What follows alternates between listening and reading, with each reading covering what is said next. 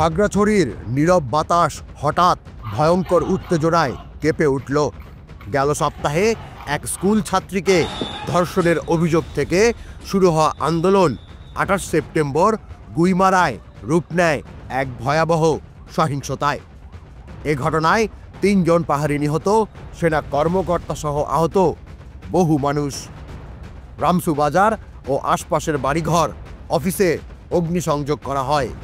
পরিণতি, বহু পরিবার এখন খোলা আকাশের নিচে আশ্রয় নিয়েছে।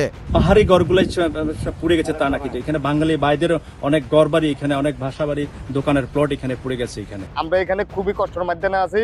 আমরা চাই যে এখানে একটা সমাধান করিয়ে লেবেলা তাড়াতাড়ি। আমরা পানিও না খেয়ে আসি। এই যে এখন আমি আপনাদেরকে কেন বের হইতে বলছি, এখানে যে পানি ছাড়া যদি বাথরুম করে গন্ধ লাগে না?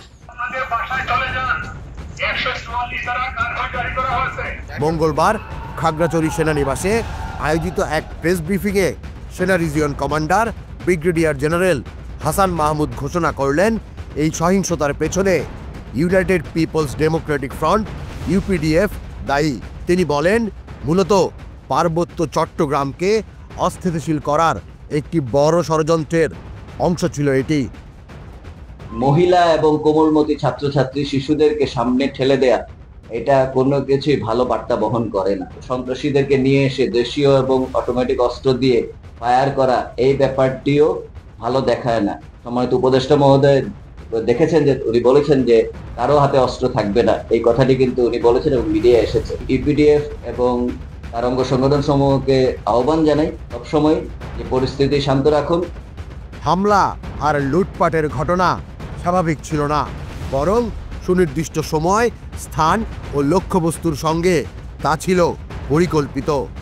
ঘটনা দেখলে মনে হবে কেউ যেন কলকাঠি নাড়ছে আর পথ দেখাচ্ছে, এমনটাই মন্তব্য করেছেন স্থানীয় গণ্যমান্য ব্যক্তিরা।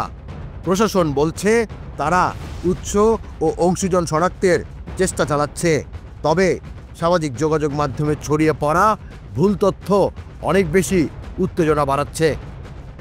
পার্শ্ববর্তী দেশ ভারত আর ফ্যাসিস্টরা এই সহিংসতার সঙ্গে জড়িত বলে দায়ী করেছেন স্বরাষ্ট্র উপদেষ্টা। ভারতের ইন্ধনে বা ফ্যাসিস্টদের ইন্ধনে এই ঘটনাটা ঘটাচ্ছে।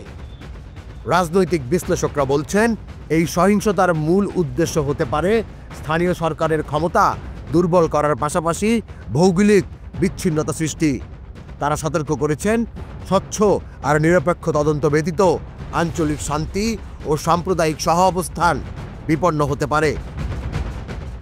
স্থানীয় নাগরিক নেতৃবৃন্দ ও সিভিল সোসাইটি সংগঠনগুলো দ্রুত তদন্ত, ক্ষতিগ্রস্তদের জরুরি সহায়তা ও সামাজিক যোগাযোগ মাধ্যমে ভুল তথ্য বন্ধের আহ্বান জানান। খাগড়াছড়ির আজকের রক্তাক্ত রাস্তাগুলো বলছে, শুধু সাময়িক নিয়ন্ত্রণ নয়, স্থায়ী শান্তি ফিরিয়ে আনতে প্রশাসনকে আরও বেশি দায়িত্বশীল হতে হবে। তুষার ইসলাম, জাগো নিউজ। আপনার প্রিয় কাপড়ের যত্নে এলো এনজাইম সমৃদ্ধ Arik silver wash detergent powder, 500 গ্রাম মাত্র 70 টাকা। প্রিমার্ক।